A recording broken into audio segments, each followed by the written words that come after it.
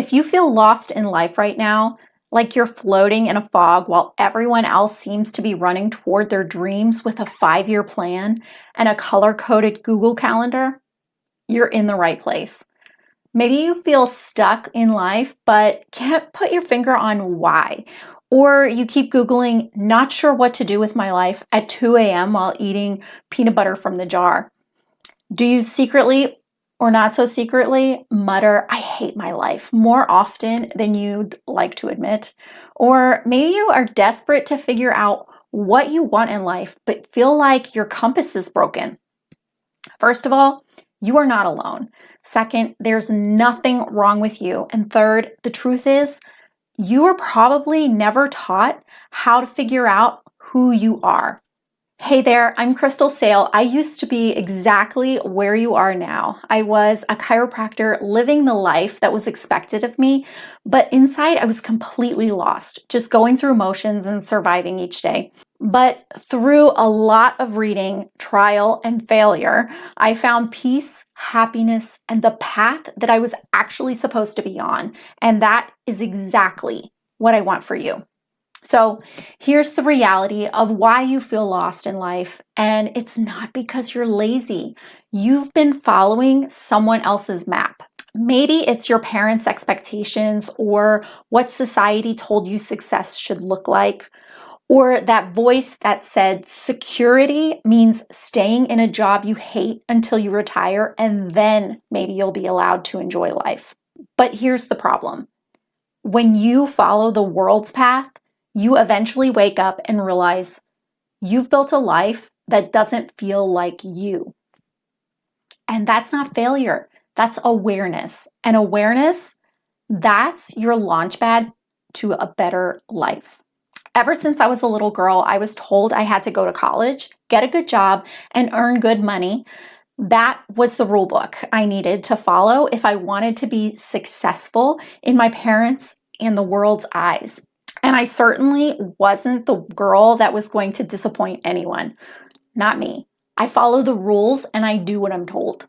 So when I finally woke up in this little matrix, I found myself completely lost in a life I built for everyone else, and I hated it big time. I dove headfirst into all the self-help books, trying to get my life back on track. And while there was some great tools out there, the fact that I hadn't gone through any major traumas or life-altering addictions left me with some guilt for hating my life. I've been through it. I pulled myself out, and I'm here to help you get to the other side faster than I could. So if you haven't joined the Rewrite, my weekly email to help you find yourself again, shift your mindset, and design a life you love, get signed up at crystalasale.com/news. It's your permission slip to stop living for others and start rewriting your story. Now, I don't know about you, but journaling has been extremely cathartic for me in the course of my healing and finding myself. And frankly, there's some science backing it up, which you know I love. So studies show that journaling helps with the emotional processing of traumatic events. By organizing chaotic thoughts and releasing stored emotions, journaling can help improve mental clarity and resilience. And it really works. Other benefits: better sleep, lower blood pressure, so think reduced stress, and boosted immunity. So if you're tired of feeling stuck and aimless, start here. Not with another checklist or a vision board, but with these reflection prompts. Journal them, sit with them, bawl it out if you need to. I've been there. So number one, if no one else's opinion mattered, what would I do differently right now? This question peels back the layers of people pleasing and shows you what you actually want. This was a big one for me. I was so obsessed with getting my mom's approval before allowing myself to make any moves at all. She didn't like my boyfriend? Sabotage the relationship. Want to take an expensive course that will help me grow? Check in to make sure I'm not being irresponsible with my money first. It wasn't her fault. I just didn't trust myself for whatever traumatic reason from my past. And so I needed my mom to tell me what steps were the right ones to take. The problem? No one knows your path but God. The sooner you get out of people-pleasing mode, the sooner you can actually find the path you're supposed to be on. So number 2, what parts of my life feel heavy and what lights me up? Even just a little. Even a flicker of joy is a clue. Follow it. The passion question always makes me feel just a little bit like a loser. Am I the only one who struggles to know what I'm passionate about? So I'm passionate about animals, but I ran that course and I'm not so interested in going back. I love an armful of jewelry, but I don't really think that's what I'm here for. So start off with just listing some things that light you up. Don't think about how you can make money from it or what you would do. If you're anything like me, just creating the list will be enough of a dopamine hit to get you moving. Still not sure what to jot down? Well, think about what topics you get excited to talk about and can go on a long-winded rant for 20 minutes straight. For me, conspiracy theories and cellular activation. Don't get me started. Number 3, when did I start feeling lost and what was happening around that time? Often there's a pivot point, a breakup, a job change, or even a moment of clarity that triggered the shift. There were subtle hints all across my timeline, like when I worked in a lab, but I knew I didn't want to spend the rest of my life there, or when I realized I hated living in Texas and craved the green grass and the matter-of-fact attitude from back east. But it didn't really slap me in the face until I was fired from my job. I'm the good girl, the hard worker. You're firing me? It shook my identity and made me finally wake up to how lost I really was. Here's the thing. Do you feel lost because you really have gotten off course, or are you just depressed over your current circumstances? Let's take a closer look before we start uprooting your entire life.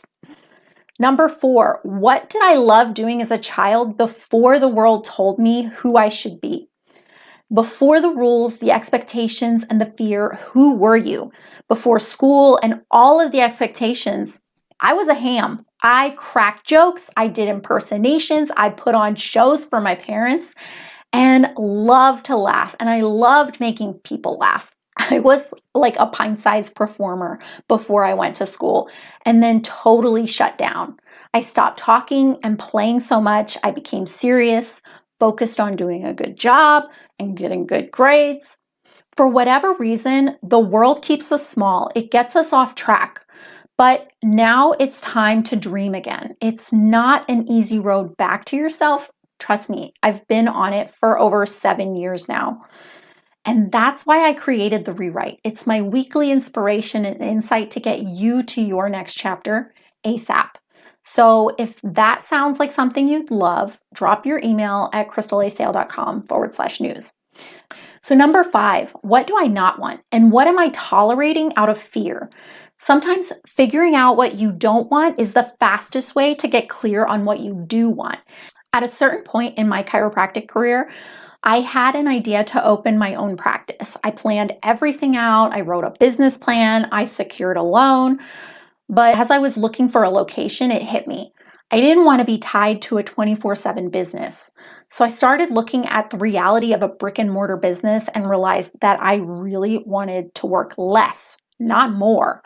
So it took me going through that process to see that the normal path was not what I actually wanted, and it made me look at other options that fit me better. So number 6, where in my life am I settling? This one stings, but truth often does before it sets you free. Did you settle for the okay job because it's comfortable and you know the ins and outs like the back of your hand? I sure did. Are you settling in your relationships because at least it's better than being alone? Or because you're getting older and no one's perfect? This is the best I'm gonna get. Been there. Be honest with yourself because sugarcoating the truth isn't going to make your life any better. Now, number 7, what would my life look like if I trusted that I was fully supported? Whether by God, angels, or your higher self, what if you believed it was safe to want more? Newsflash, God wants more for you than even you can imagine for yourself. Pretend all the doors are wide open. Which ones would you walk through? What would you pick up and take along with you on your journey? What experiences do you want to have in this one life that you get? Listen, you don't need to have it all figured out. You don't need a perfect 10-year plan to move forward. You just need a starting point, a breadcrumb of clarity to follow. And that starts by turning inward, not chasing more shoulds. If you feel lost, it's only because you're on the edge of discovering who you really are. The good news? That version of you, the one that's free, lit up, aligned, and unstoppable, is already inside of you. She's just waiting for permission to take the wheel. So what now? Listen, journal through the questions above, get radically honest with yourself. Stop waiting for someone to rescue you. It's you. You're the rescuer. And if you're ready to keep peeling back the layers, make sure you're on my email list. It's your weekly permission slip to stop performing and start becoming. And if you want to dive deeper into not just changing your life, but finding a career that gives you goosebumps, check out episode 15, where I walk you through the 3 steps to finding a career that fits you. All right, my friend, if you found value, let me know in the comment section below. Thanks for watching, and I will see you in the next video.